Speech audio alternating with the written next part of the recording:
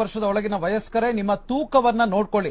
ತೂಕ ಹೆಚ್ಚಾದಷ್ಟು ಏನಾದ್ರೂ ಒಂದು ಸಮಸ್ಯೆ ಬರೋದು ಸಹಜನೇ. ಅದಕ್ಕೆ ಎಕ್ಸರ್ಸೈಸ್ ಮಾಡಿ, ವ್ಯಾಯಾಮ ಮಾಡ್ಕೊಳ್ಳಿ, ಕರೆಕ್ಟ್ ಆಗಿ ಡಯಟ್ ಎಲ್ಲ ಮಾಡ್ಕೊಳ್ಳಿ, ಅಂದ್ರೆ ತೂಕ ಜಾಸ್ತಿ ಆಗದಂಗೆ ನೋಡ್ಕೊಳ್ಳಿ. ಅದರಿಂದಾಗಿ ಬೇರೆ ಬೇರೆ ರೀತಿಯ ಸಮಸ್ಯೆಗಳು ಬರ್ತವೆ ಅಂತ ಹೇಳುವಂತದನ್ನ ಡಾಕ್ಟರ್ ನಿಮಗೆ ಹೇಳಿರ್ತಾರೆ.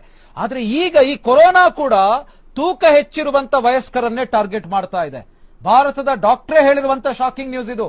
ದೇಹದ ತೂಕ ಹೆಚ್ಚಿರುವಂತ 40 ವರ್ಷದ ಒಳಗಿನವರಲ್ಲಿ ಹೆಚ್ಚು ಕೋವಿಡ್ ಪಾಸಿಟಿವ್ ಕಾಣಿಸ್ತಾ ಇದೆ.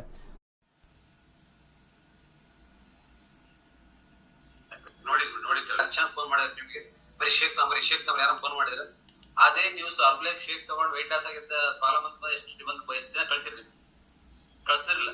ಗುಜರಾತ್ ನೋಡಿಕೆ ಮಂಜುನಾಥ್, ನೋಡು ವೇಣಿ, ನೋಡು ಶಿವಶಂಕರ್, ನೋಡಿ ಕವಿತಾ, ಅರ್ಬ್ಲೈಫ್ ಶೇಕ್ ಕಿಡ್ನಿ ಆಟ ಬಂದು ಒಬ್ಬರಿಗೆ ಹೋಗ್ಬಿಟ್ಟು ಸರ್ ಟಿವಿ ತೋರಿಸ್ಬಿಟ್ಟಿದ್ರೆ ಏನ್ ಕವಿತಾ ಅವತ್ತು ಹೇಳಿದ್ದು ಒಳ್ಳೇದು ವೇಣಿ, ಅಂಗ ವೇಣಿ, ಸೂಪರ್ ವೇಣಿ, ಅದು ಪಾಪ ಶೇಕ್ ಮೇಡಮ್ ನನಗೆ ಕೊಡ್ಬಿಡ್ತಾ ಅಂತ ಹೇಳಿದ್ರೆ ಯಾರು ಫೋನ್ ಮಾಡಿದ್ರೆ ಇದು ಮಾಡಲ್ಲ ನೋಡಿ.